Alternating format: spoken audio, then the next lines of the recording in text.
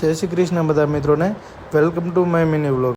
સવારે ઉઠીને બધા વિદ્યાર્થીઓને કરાવી દીધો નાસ્તો, અને પછી મેં પણ કરી લીધો ચા નાસ્તો. અને પછી છોકરા બધા આવી ગયા હોસ્ટેલમાં આવીને છોકરાને પછી સ્કૂલનો ટાઈમ થઈ ગયો, તો છોકરાને બધા મોકલી દીધા સ્કૂલમાં. અને પછી હું આવી ગયો રૂમે આવીને નાહી ધોઈને થઈ ગયો હું તૈયાર. પછી નાહી ધોઈને હું પહોંચી ગયો હોસ્ટેલે ગયો તો આવી ગયેલા હતા નવા એડમિશન. 12:30 વાગે બધા વિદ્યાર્થીઓ છૂટા થઈ ગયા હતા.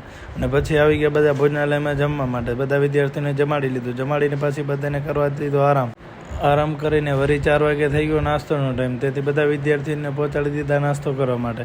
નાસ્તો કરીને બધા વિદ્યાર્થીઓ રમવા લાગી ગયા. સાંજે ગ્રાઉન્ડમાં બધા વિદ્યાર્થીઓ ક્રિકેટ રમતા હતા. મને થોડુંક ક્રિકેટ રમી લીધું. થોડા બોલ મેં પણ રમી લીધા. પછી અમુક વિદ્યાર્થીઓ મને ઓળખતા હતા કે સાહેબ અમને વ્લોગ મળ્યો, અમે તમારો વ્લોગ રોજ જોઈ છે. બધાને લઈ લીધા વ્લોગમાં. પછી સાંજે થઈ ગયો પ્રાર્થનાનો ટાઈમ. તે બધા વિદ્યાર્થીઓ આવી ગયા હાજરીમાં. બધા વિદ્યાર્થીઓને હાજરી પૂરીને મોકલી દીધા જમવા માટે ભોજનાલયમાં. વિદ્યાર્થીઓને જમાડીને આજે બતાવ્યો નથી મૂવી, તેથી જૂના વિદ્યાર્થીઓ લાગી ગયા એ કામમાં. પછી બધા વિદ્યાર્થીઓ જમી લીધું. જમવામાં આજે દહીંનું રાયતું ને રોટલો હતો.